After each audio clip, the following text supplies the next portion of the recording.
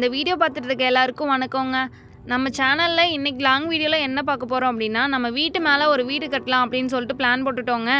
ஆனால் அந்த வீடை நம்ம தங்குறதுக்காக யூஸ் பண்ண போகிறது இல்லைங்க. எதுக்காக அப்படின்றது போக போக உங்களுக்கே புரியுங்க. நம்ம கட்ட போகிற வீட்டுக்கு செங்கல் சிமெண்ட்டுன்னு எதுவும் தேவையில்லைங்க. தட்டி கம்பு இருந்தாலே போதுங்க. குடிசை வீடாக சூப்பராக போட்டுடலான்னு சொல்லிட்டு எல்லாத்தையும் டிராக்டரில் முதலே ஏற்றிட்டு வந்துட்டாங்க. கம்பெல்லாம் வச்சு கட்டுறதுக்காகவே மாடியிலலாம் சுற்றி வலையெல்லாம் போட்டு வச்சுருப்பாங்க. அது நம்ம வீடு கட்டுறப்போ போடலை அப்படின்றதுனால இப்போ எங்கெங்கே தேவைப்படுமோ அங்கே மார்க் பண்ணி கொடுத்துட்டு போயிட்டாங்க.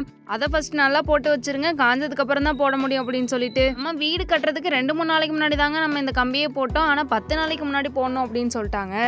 கம்பி இப்போ தான் போட்டிருக்கோம், 10 நாளைக்கு அப்புறம்லாம் போட்டால் ரொம்ப வேலை லேட் ஆயிரும் அப்படின்னு சொல்லிட்டு கம்பியை நல்லா ஸ்ட்ராங்காக போட்டுட்டு 2-3 நாளையில் வேலையை ஆரம்பிச்சிடலாம் அப்படின்னு சொல்லிட்டு பிளான் பண்ணியாச்சுங்க.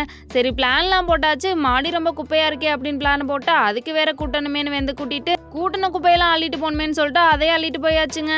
கிடுகு கம்பு எல்லாமே வாங்கிட்டு வந்து டிராக்டர்லேயே நின்றுட்டு இருந்துச்சுங்க. வேலை எப்போ ஆரம்பிக்கிறாங்களோ அப்போ இறக்கிக்கலாம் அப்படின்னு சொல்லிட்டு வேலைக்கு எல்லாரும் வந்ததுக்கப்புறம் முதல்ல எல்லாத்தையும் இறக்க ஆரம்பிச்சிட்டாங்கங்க. நம்ம வீடை நம்ம வீட்டு மாடிக்கு மேலே தான் கட்ட போகிறோம் அப்படின்றனால எல்லா கிடுகையும் மாடிக்கு தூக்கிட்டு போகணுங்க. இந்த மாதிரி ஒரு குடில் போகணும் அப்படின்னு சொல்லிட்டு எனக்கு ரொம்ப நாள் ஆசைங்க. ஆசைன்னு கூட சொல்ல முடியாது, கனவுனே சொல்லாங்க. அதெல்லாமே ஸ்டார்ட் பண்ணோம் அப்படின்றதுக்காக சாமியெல்லாம் கும்பிட்டுட்டு பத்தியோட காலையிலே ஸ்டார்ட் பண்ணியாச்சுங்க. நம்ம வீடை கட்டுறதுக்காக 3 பேர் வந்திருந்தாங்க. வந்ததுக்கப்புறம் வேகமாக கம்பெல்லாம் ஊண்டிட்டு கயெல்லாம் எடுத்து ஸ்டார்ட் பண்ணிட்டாங்க. ஃபஸ்ட்டு சுற்றி இருக்கிறதுக்கெல்லாம் தூணெல்லாம் கட்டுமே அப்படின்னு சொல்லிட்டு அதை தூண்லாம் கட்டி வச்சுட்டாங்கங்க. அதுக்குள்ள கம்பை கீழே கட்டி எல்லாத்தையுமே ரெடி பண்ணிவிட்டு அதுக்கப்புறமா தூக்கி மேலே கட்டுவாங்களாங்க. சீலிங்க்கு தேவையான கம்பெல்லாம் கொஞ்சம் பெருசாக பார்த்து எடுத்துக்கிட்டு அதையும் பத்திரமா கட்டணும்னு சொல்லிட்டு எல்லாத்தையும் கட்டி முடிச்சுட்டாங்கங்க. நம்ம மாடி ரொம்ப பெரிய மாடிலாம் இல்லைங்க, சின்னதாக தாங்க இருக்கும்.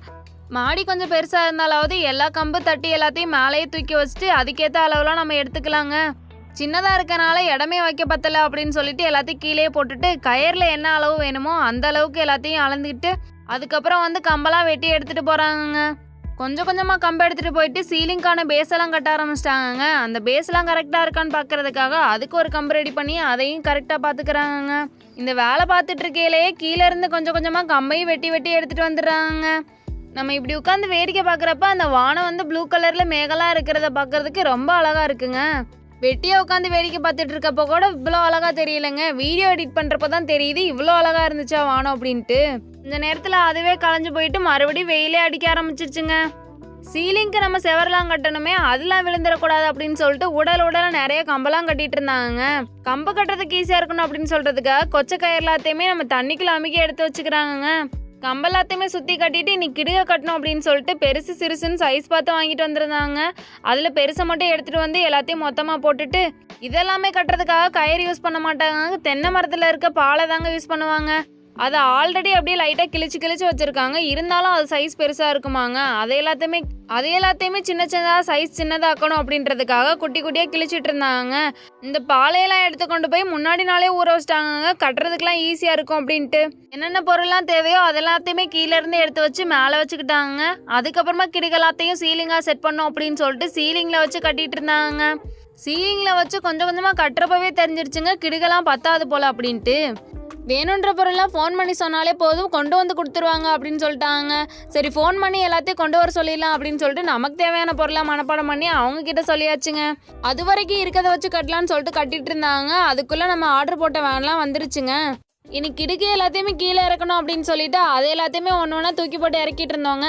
கம்பு வேற இன்னும் பத்தலைங்க, அதையும் சேர்த்து ஆர்டர் போட்டு அதையும் கொண்டு வந்துட்டாங்க. இதெல்லாமே இறக்கி வைக்கிறத வேடிக்கை பார்த்துட்டு வர்றதுக்குள்ளே சீலிங்லாம் பாதி சைடு முடிச்சிட்டாங்க. இன்னொரு சைடு ஸ்டார்ட் பண்ணோம் அப்படின்னு சொல்லிட்டு ஸ்டார்ட் பண்ணிட்டு இருந்தாங்க. காற்றெல்லாம் செம்ம காற்று அடிக்க ஆரம்பிச்சிருச்சுங்க. சீலிங்லாம் முக்கால்வாசி முடிச்சுட்டு இன்னும் கொஞ்சோண்டு தாங்க முடிக்காமல் இருந்துச்சு. அந்த சைடு வச்சு கட்டிட்டு இருந்தாங்க.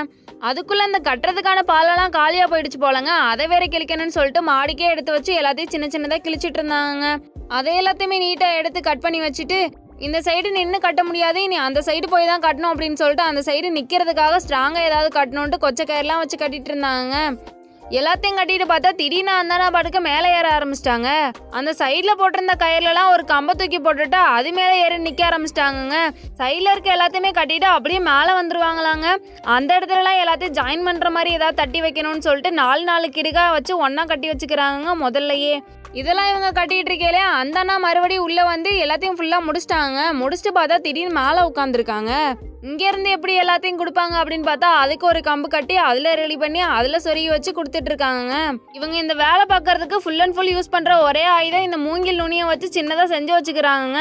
இதை வச்சு எல்லா வேலையும் ஈஸியா முடிச்சிடுறாங்க. இந்த வேலைலாம் கரெக்டா நடக்குதான்னு நம்ம ராக்கி மேலே வந்து பார்த்துட்டு போயிருச்சுங்க. கம்புல இருந்து கொடுக்கறது ஏலும் சரி வரல அப்படின்னு சொல்லிட்டு இன்னொரு அண்ணா மேலே ஏறிக்கிட்டு அவங்க கிட்டக்கெல்லாம் எடுத்து கொடுக்க ஒரு அண்ணா கட்டி முடிச்சுட்டாங்க மேலே இருக்க சீலிங் எல்லாத்தையுமே.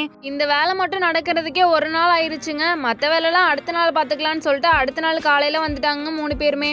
வந்த உடனே நம்ம கட்டி வச்ச சீலிங்லாம் கரெக்டா மேலே தூக்கி வச்சிடணும் அப்படின்னு சொல்லிட்டு எல்லா அளவும் கரெக்டா இருக்கா 4 சைடும் பார்த்துட்டு கட்ட ஆரம்பிச்சிட்டாங்க. 10 அடியில ஹைட் வரைக்கும் நம்ம கம்பு வச்சிருக்கோங்க. ஆனா அந்த அளவுக்கு போனா சீக்கிரமா பிச்சுக்கிட்டு போயிடும் அப்படின்னு சொல்லிட்டு கரெக்டான அளவுல வச்சு நம்ம கட்டிட்டாங்க. அது எல்லாமே கட்டிட்டு நம்ம கீழே போயிட்டு மேலே வர்றதுக்குள்ள செவர்லாம் கட்டணும்னு சொல்லிட்டு சுத்தி பச்சை வலைலாம் கட்டி நீட்டா வச்சுட்டாங்க. நீ அதுக்குள்ள நம்ம செவர் வைக்கணும் அப்படின்னு சொல்லிட்டு தட்டியெல்லாம் கிடுகெல்லாம் அழகா அடுக்கி கட்ட ஆரம்பிச்சிட்டாங்க. கொஞ்ச நேரம் கழிச்சு வந்து பார்த்தா நம்ம வீடே ஃபுல்லா ரெடி பண்ணி கொடுத்துட்டாங்க. என்ன ஒரு ஆனந்தம் இந்த கரடி மூஞ்சி எனக்கு அப்படின்னு சொல்ற அளவுக்கு அந்த அளவுக்கு ஆனந்தமா இருக்குங்க இந்த வீட்டுக்குள்ள நின்று நம்ம வேடிக்கை பார்க்கறப்ப. இந்த வீட்டுல இன்னும் கொஞ்சம் நிறைய வேலைலாம் இருக்குங்க. அந்த வேலைலாம் நடக்கிறப்போ இந்த வீடு எதுக்காக கட்டியிருக்கோம் அப்படின்னு சொல்லிட்டு நான் கண்டிப்பா சொல்றேங்க. கெஸ் பண்ணவங்களும் மறக்காம கமெண்ட் பண்ணிருங்க.